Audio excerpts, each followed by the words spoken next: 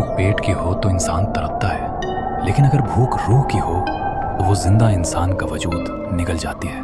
ताकि मयूरभंज के जंगलों के बीच बसी एक पुरानी हवेली, जहां रोशनी तो थी पर रौनक गायब थी।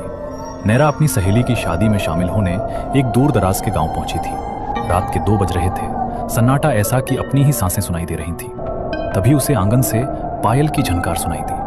नैरा बाहर निकली तो देखा कि पूरा आंगन लाल गुलाल से भरा हुआ था और बीचों बीच एक औरत पीठ फेर कर बैठी थी। उस औरत ने काले रंग का रेशमी जोड़ा पहना था और उसके हाथ कोहनियों तक काले तेल में डूबे थे। नैरा को लगा शायद कोई रस्म चल रही है। वो औरत धीरे से मुड़ी। उसका चेहरा घूंघट में था और उसकी आवाज किसी दबी हुई चीख जैसी थी। उसने नैरा की तरफ एक सोने का हार बढ़ाया। भूख और थकान से चूर नैरा को समझ नहीं आया कि वो क्या करे, लेकिन जैसे ही उसने उस हार को छुआ, उसे हवेली की दीवारों से रोने की आवाजें आने लगी।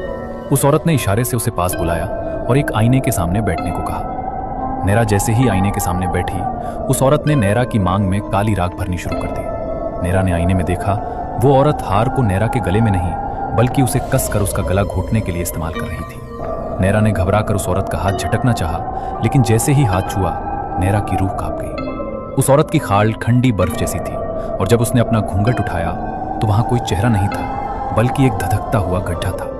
तभी नैरा की नजर नीचे पड़ी। आंगन में मौजूद बाकी सभी औरतें जमीन पर नहीं चल रही थीं, बल्कि उनके पैर घुटनों से मुड़े हुए थे और वो सब नैरा की तरफ रेंगते हुए आ रही थी। वो शादी नहीं थी, वो वंश के हस्तांतरण की आखिरी रात थी।